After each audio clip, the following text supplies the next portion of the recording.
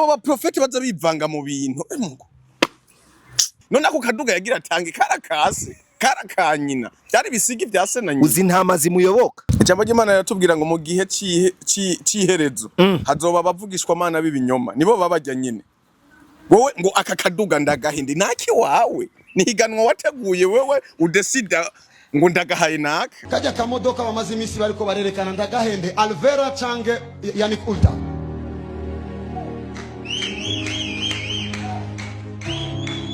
kajya kamodoka ndagaye Alvera cange yani ulta amajambo ya Prophet Joshua nta gaciro wayahaye ahubwo nafashe ko ari urumogi gwishi yanyoye aza gutanga imiduga niyiwe haje umuntu yarafise uruhushya rwari rwanyene gutegura ijya higanwa niba ari kuvuga ati je ndi iyi modoka nayiteguriye uwo mu ex wa Satani niba yimu bagaca bamuha kuko yabari gwiwe none uza gutanga ibintu bitari kwawe uza kugabura amatongo atari yasona nyoka haje urazi mbega nka bijya bintu yo biba yo ajya Imana yaba nanje nibwo nagomba shike nk'ubiyo vyari gushika ajya amajambo ya Prophet Joshua bikagenda kujya nyene ubu bwibone babumumaze ngo nari navuze ngo Imana ngo ni kugikora ubu rero biragaragaye ko yatumwe na Satani nk'umunsi nagiye nko gusengera ahantu kwe kuntu uzawumva bihagiye ngo ndaguhe ngo ngira ndaguhe umugisha mu izina rya Yesu ngo cakira imodoka zoca ntinga ijya modoka nyene yazanye cakira tuvuga ati nacakira uvuze ngo cakira umugore cyasimbira ku mugore wawe ahantu yicaye cakira tinacakira cakira amahera ajya y'ivyicumi nishikanwa batanze cyanyora cyashira mu igunira uragapfa wonke inkuba wakuzi ba Yaga Tech TV murameze fresh nizera ko mumeze neza ku mpande zose zisi. As you see me, as you know, my name is Alvin Gucci, Janjalao sharpshooter, the morning star, all the way from Burundi, Bujumbura, like nobody can do that. Welcome to our professional game behind camera. Kagaga OG. Aba ama image ameze neza buri musi. Ijwi mwamaze kuryumva. Uko twatanguye mwamaze kutwumva. Igikorwa twagitanguye. Turi muri ya mpwemu yera imwe ya vrai. Cheval blanc.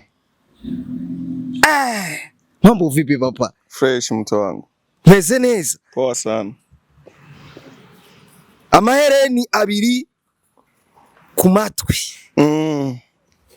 Comme d'habitude. N'izina rya intumwa y'icumina.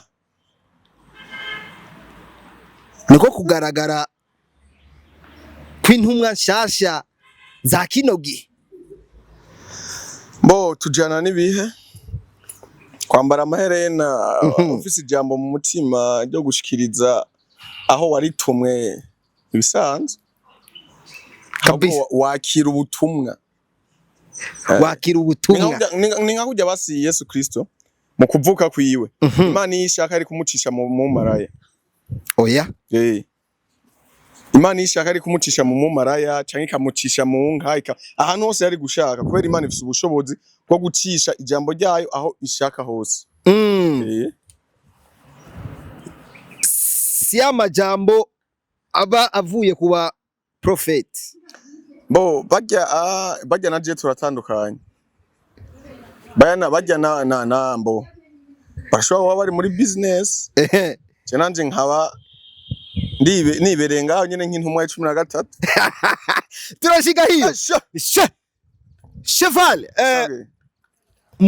mu minsi heze hariko haba ihiganwa rikomeye cyane ryatunganijwe n'imwe mwihunguriro rikomeye cyane hano mu gihugu cyacu ciza cy'u Burundi ariyo Super Beats. Aho yatunganije ihiganwa giswe Super Beats. Muri Super Beats hari abaririmbyi benshi batandukanye. Aho batanguye ari abaririmbyi 200. Ariko bagera muri demi final hasigara abaririmbyi 10. Ivyo vyose vyariko biraba byari terambere mu muziki w'u Burundi. Eka niterambere muri rusangi ku Barundi. Yego. Ni Super Beats Sakara na Superbats.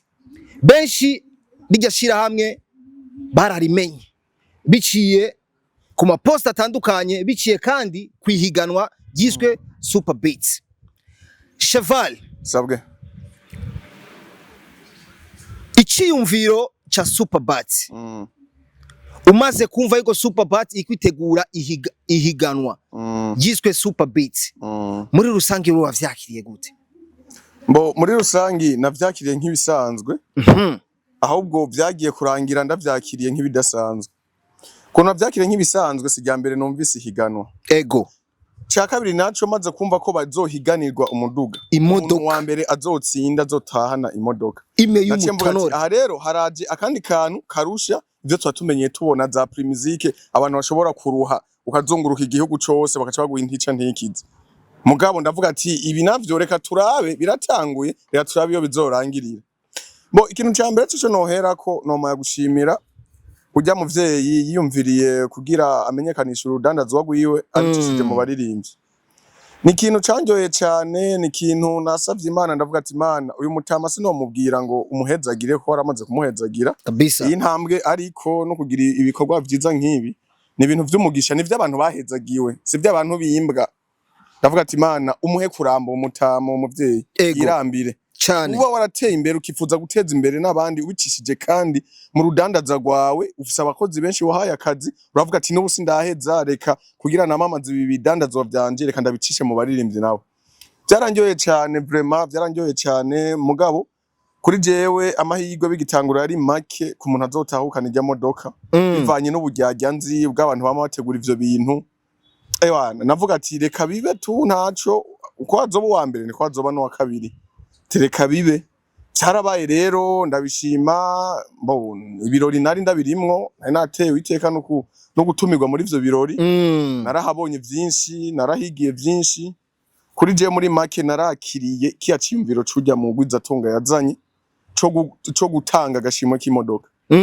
Ariko umaze kumva yuko bazohiganirwa imodoka, nubwo watubwiye yuko wewe amahiganwa menshi wama wibaza ko haba harimwo ibintu vy'ubuescro nkeka batagaragaza kagaciro gakomeye cyane, kuko n'ikiganiro Simbiza heruka gukora yavuze yuko amahiganwa menshi usanga babaha ubushimwe bw'imbaho, amashugwe cyangwa ivyuma. Harige bayanshorera abatayashorera nabo bakayashorera abo dukorana bandayabona. Amashugwe rya 15000 murinzi mu gukora video ishobora kumutwara miliyoni 10 ibaze. Mugo gacuja guhabwa urubaho ngo nagashimwe baguhaye. Uno munsi ujya mu gwizatunga yashizeho imodoka. Cheval umaze kubona ko ari imodoka bariko barahiganira, vyavuye ubona yuko biri seri? Mbo ikintu ca mbere coco naratanze na message ava yuko bijya bintu biba. Ndavuga ati Mana y'isi n'ijuru, Mana we waremye abahumeka n'abadahumeka. Iyi modoka hamwe itoramuka ishitse aho wayiteguriye, ivyo nonekara birononekara. Ariko jewe nk'intumwa yawe 13 ego ndasenze isengesho wigaragaze nk'Imana. Ntube Imana n'ingabo singore. Ndavuga ati Mana nimba uri ingore imodoka itahe mu ngore, nimba uri ingabo imodoka itahe mu ngabo. Kurantahura. Nimba uri ingabo imodoka itahe mu ngabo, nimba uri ingore imodoka itahe mu ngore. Mugi Imana iraraba ati sinokumara amaza ntumwa yanje 13. Ahubwo genda ubabwira abo bantu bagashiramo amanyanga, n'uruganda nzorurungikamo umuriro. Watumwe natumwe n'uhoraho. Turiko turazi uri kurumva. Naratanze video ndavuga ati iyi modoka batayihaye nyeneyo uruganda ndaruvuma je ntuma 13. Batayihaye nyeneyo ndawuvuma kubera umugisha uva kuhoraho. Ego ntuca mu muntu wari we wese. Umugisha w'uhoraho ntuhengama, ugenda direct. Mugi ntumwa za Satani zaraje kugwanya kugira uwo mugisha ngo uje ku mu ex wa Satani. Mugi Imana nayo ntibesha kandi yivuguruza ivuga rimwe gusa. Tuvuge ngo Cheval wewe hari abantu hari aba artiste waha amahirwe muri bajya yari Kiriku wenyene. Kiriku wenyene nta wundi muntu yari gupambana n'ijya ndirimbo ahanihe n'indirimbo ikundwa n'umusambanyi, ikundwa n'umwicanyi, ikundwa n'umukozi w'Imana, yani ni indirimbo y'abantu bose. Ngo no mwijuru barayumva. No mwijuru barayiririmba. Ngo hanihe mwijuru. Urumva none wari kubihengeka gute? Jewe je kusanzwe ko nari inziti ibi bintu by'ihigano. Hamaze kuba biyitira ngo harimwo ngo abakozi b'Imana nabandi. Hajewe nzi ko ariho huzuye amanyanga menshi. Navuga ati indirimbo bayihujya mu ex wa Satani. Oya. Byarashitse uravyibaza ivyo bintu. Hajya je no kugira nje ku mavine nabonye ku imodoka bayihujya ujya mu ex wa Satani. Bavuga je reka nje ku mavi ndayikatishe. Mugabo naho Kiriku yayitahanye. Ndafise amakenga. Kana ya makenga anamushikire. Aba basani biwacu mu Burundi iyo bamaze gukorerwa ineza nico kintu. Ntibibuka ico kintu cavuye ngo bagende gukura ubwatsi banahashimira. Kiriku ntubona nk'ubu adashizemo effort zo kugira zo gume yamamaza ijya company yamuhaye ujya mu duga aguma na posting ibikorwa byaho naho nyine nzomuvuma rujya ruduga ruzoca rugonga.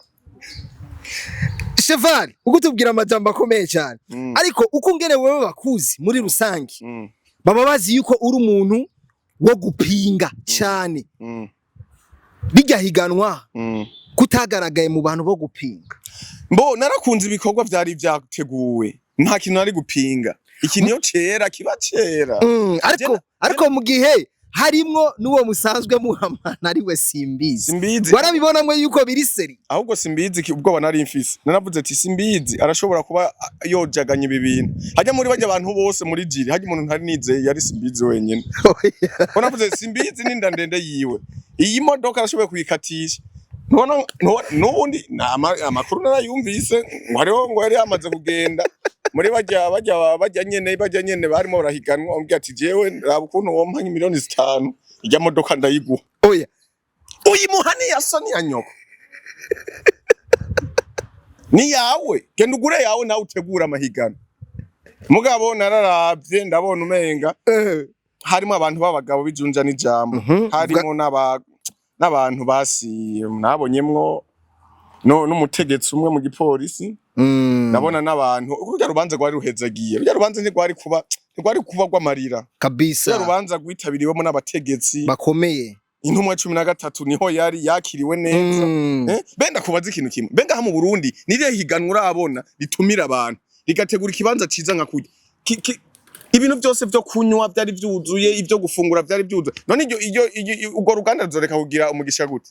Cheval twarakubonye ukicinjira wari ufise protocol idasanzwe baguherekeje bagiye kukwereka ahantu nicara ahantu wicara ariko amakuru mfise avuye kwa Simbizi Simbizi avuga yuko kijya kibanza bagushizemo cyari ciwiwe yafuye kuguhebera. Simbizi kawaida yarafise akazi ko gucura amasahani ko Simbizi ujya hajyana ibyandi byo kwita mu bintu Simbizi yego nivyo nawe ushimira kuri bimwe Simbizi byo kuguha ikibanza ari no mu bintu byo kuguhebera ikibanza no mu bantu bakoranije bajya basani kuko Simbizi narigeze kumusanga ahantu arimo ararondera abasani cyane yashusha umutwe umuntu wese arafise urashobora gukora neza ukarangiza nabi canke sinzi kuko Simbizi yarafise akazi ko gucura amasahani oya no kukontrola ko intebe zipanze neza kandi avuga yuko ari we yaguhebeye ikibanza yampebeye ikibanza gute Simbizi yari yambaye badge ivuga gute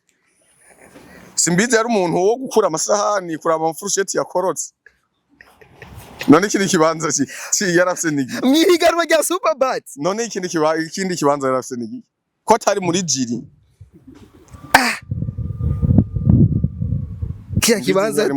kijya kibanza twovuga yuko rero wewe wari ugikwiriye jewe naratumiwe je natewe iteka ndatumirwa barampamagaye ni wewe Cheval Blanc intumwa 13 mwabitoye ntawo mwihenze urashobora kudutera iteka ukitabirira ibirori vya Superbat ndavuga ati ego cyane aho nyene kuri WhatsApp nca mbona invitation Cheval Blanc intumwa 13 witabire iri higano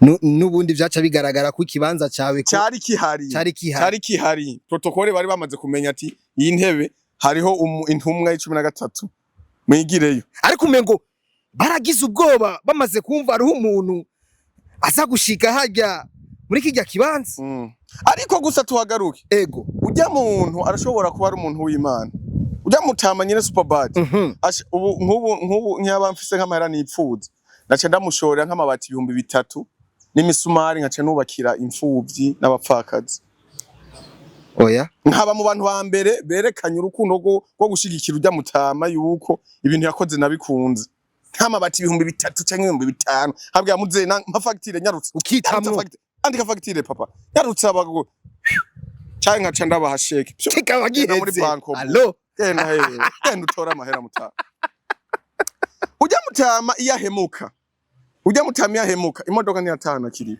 kubera abanyamashengero bari bamaze kumereretse urumva hariho nabavugishwa turiko turaza hi tangwe gutanga ukamengana ubutunzi bw'abasana nyina bariko baratanga turiko turaza hi uyu munsi turafise uwatsinze rijya higanwa ariwe Kiriku Akili aho Nejo yari yagiye kugira bamushikirize imodoka yiwe ayitahane ariko imbere yuko tumenya uwatsinze rijya higanwa haraje amajambo menshi atandukanye kugeza yaho na Kiriku agira ubwoba atangura nawe kugirane gutangura gupostinga bigitangura Kiriku nabwo ya postinga ngo afata amavideo ngo agira ukunuko oya ariko amaze kubona urugamba rukomeye kugeza aho naba apotre bavyivangamwo bagahaguruka ngo bana twebwe twifuza yuko ibi bintu bigenda uko no mu batumire benshi bari mu hajye nabonye aba apotre benshi kabisa bari baje gushigikira uwundi muntu bari bamaze kugabira imodoka Joshua kano kaduga ndagahende chevare we kijya kintu nk'umuntu usanzwe ukurikirana utuntu n'utundi bijya bintu we wavyakiriye gute intumwa nkibibona kwanza nacenge umusayi ginyori muri bari raturitse oya hari ginyori mo ryaturitse narashishwe ndababara ndarya umusayi ginyo ababaye ngo kubera bazi gituma ego abo ba prophet baza bivanga mu bintu reka hajya barimo aramwamamariza ujya shigikiye none uwo mu ex wa satani mvuga wewe uzi ko abarinda Alvera none uwo mu ex wa satani undi ikindi gitsina gore barimo barahigana na Kiriku yari Alvera bayo umu ex wa satani umu ex wa satani none umaze kubona abo ba prophet nyene baza guca imanza batazi none ako kaduga yagira atange karakanyina byari bisigi byase na nyina uzi ntama zimuyoboka na satani afisa abamuyoboka bazi ko abayoboke benshi arabayoboka satani ariko abamuyoboka nabukuri satani oya satani uyabayoboka Joshua satani ayobokwa n'abashaka ibintu byoroshe urumva kuko ivy'Imana si byo kugaramamwe uko nyene uko urakora oya ujya mugabo kugenda imbere y'abantu hako ntanamarama ijambo ry'Imana yatubwira ngo mu gihe ciherezo hazoba bavugishwa mana b'ibinyoma nibo babajya nyine wowe ngo aka kaduga ndagahindi naki wawe nihiganwa wateguye wewe udesida ngo ndagahaye naka ijya ko yari gift ivuye ku Mana wowe uyivanga muhanda umva we yari ifise nyene yo igigamije ko nta cizere wari ufise yuko amajambo yiwe ashobora kujya kwa ari gutera intege bajya bakizwa biwabo nyene babone yuko ngo yamaze kuvuga ni Imana bizoba Imana ni ivuga itisubirako nayo umwana w'umuntu wewe washobora kuba waraye nabi ukarota nabi ukazinda kudedemba ivyo utazi hajya kawaida mu ihiganwa nkarijya ntiyabakeneye kugaragaza aho uhagaze kuko abari terambere ku barundi bose ni terambere kuri kumwe gihugu wese rero ucukunda bose ntuvuga ngo nkunde ngo aruvera ngo kubera ngo ari umukizo ngo nkunde ujya mu petiniya nike nini yaniki uta yaniki ngo ni kubera ngo asengere aho umaze kugabura indirimbo ya Kiriku navuze ko ari indirimbo y'abantu bose abasambanyi abakizwa abatari abakizwa imboregwa n'abakina ni indirimbo y'abantu bose ni indirimbo yo gushima wanashima amajambo ya Prophet Joshua nta gaciro wayahaye ahubwo nafashe ko ari urumogi gwishi yanyoye aza gutanga imiduga ni yiwe haje umuntu yari afise uruhusha rwari rwanyene gutegura ijya higanwa ne bari kuvuga ati je indi iyi modoka nayiteguriye uwe mu ex wa satani niba yimu bagaca bamuha kuko yabari gwiwe none uza gutanga ibintu bitari kwawe uza kugabura amatongo atari yasona nyoko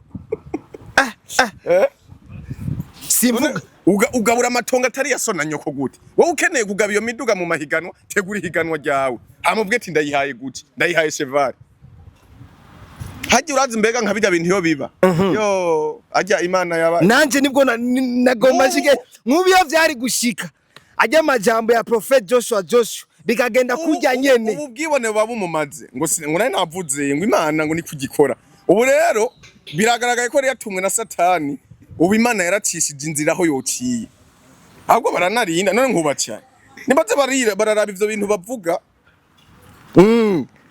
ivyo yamayerekwa rero sivyo byo yerekwa rega n'aba satani barerekwa nabo bafise imbaraga bafise ubushobozi jewe ntuzombwira ngo ndiko ndemera abantu nabavugishwa mana ngo bikini no imana kuko nzi yaremye isi n'ijuru yaremye izuba ikaregera izuba ku mutaga rikaka mu ijoro rikagenda ukwezi gukaka niko nanje mfise ububasha bwo gupfukama ngasenga nkayisaba ibishoboka ikabinkorera je navyo byo uza mutubesha ngo ba prophet urazi ubusambanyi buzuranye mu ba prophet urazi ubujyaje bafise ubu benshi weswe bubuzuyemo none umaze kuvuga ugo cheval akaba ari abantu benshi baba bariko barabakurikirana kandi mu mashengero yabo hakaba huzuye ntubona yuko ukuzana icuka kibi si cuka kibi ndiko ndazana nabo bantu sindababujije gusengerayo kuko imana irahindura ivyo abantu batohindura we nimba ashobora kuba rimwe avugishwa na satani canke avugwa ubutumwa budakosoye imana ashobora kumubwira ati reka ndagukoreshe nk'imana kora ibikorwa vyiza ayo ma eglise muguma mwigisha abantu ivyisi gusa igisha abantu kwihana bamenye imana barondera ijuru ibintu byo kugenda ahantu mu ma eglise kumva arimo barakwatura kw'ibintu ngo ngura umunyamugisha ngo imana heje kunyereka kwejo uzoroba ufise iyo nzu we niyo wubatse wewe uje navuze ati je ngiye nk'umunsi nagiye nko gusengera ahantu kubera kuntu uzawumva bihagiye ngo ndaguhe ngo ngira ndaguhe umugisha ngo ngira ndaguhe umugisha mu izina rya Yesu ngo cakira imodoka zoca ntinga ijya modoka nyene yazanye ce cakira tuvuga ati nacakira uvuze ngo cakira umugore cyasimbira ku mugore wawe ahantu yicaye cakira tinacakira cakira amahera ajya y'ivyicumi n'ishikanwa batanze chanyora cyashira mu igunira mesha nitaye ndabe ko azovuga ngo subizaho yarimo avuga ngo cakira amahera cakira abagore cakira umugore wiwe avuze cakira inzu azotahasanga nashize ko magufuri tinacakiye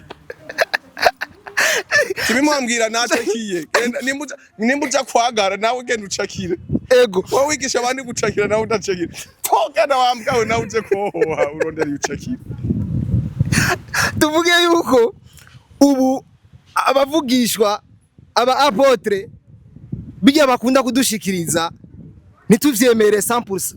Bo mwana wa mama iterambere ntiriva mu ijambo umuntu akwaturiye iterambere kora imana duhaye inguvugira dukore twiteze imbere iduha ubwenge bwo kwiyumvira ivyo dukora n'ivyo tudakora nandi ho nta terambere none mu ma eglise abantu bose ntibaba baratunze bakubera iki abonyene bavuga ubutumwa hariho n'abakene bakenye n'ubu usanga tugorewe hamwe dusangiye amagogo sha ni wizera imana ntukizera umwana w'umuntu izera imana yonyine abo bavugishwa jewe sindabemera bambabarira kuzoza umbwira ngo chevale ngo imana ngo yantumye ngo ego bizongora ganda bitahure nguyo apotre Joshua aho benshi batanguye kumwataka post nyinshi zitandukanye ni kuri apotre nk'impanuro nk'intumwa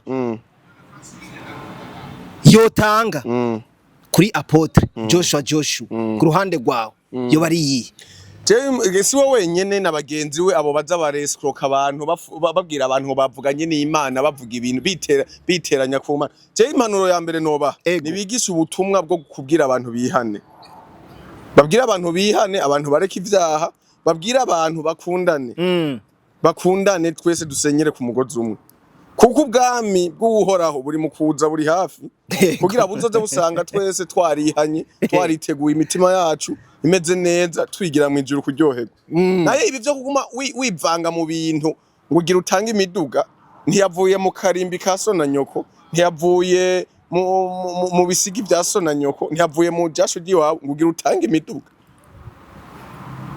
mbega iyo miduga ugomba utange mayuhere muri bajya abakristo bawe hari abantu bagowe hari abantu badafise ibyo bajya hari abantu badafise aho baba umaye ukenure bajya nyene bami iruhande rwawe bajya kuko wamaze gukwemera ubu uri nk'umuvyeyi wawe tunganya bajya abantu rero ubafashe ubakure mu bukene hama ivyo byo gutanga imiduga utagutse ubirekere bene kuyigura kuko n'ubundi usanga nabo nyene baba baremvye muri bacyabo none baba baremvye nyene none wombwira mungu nabo nyene baba baremvye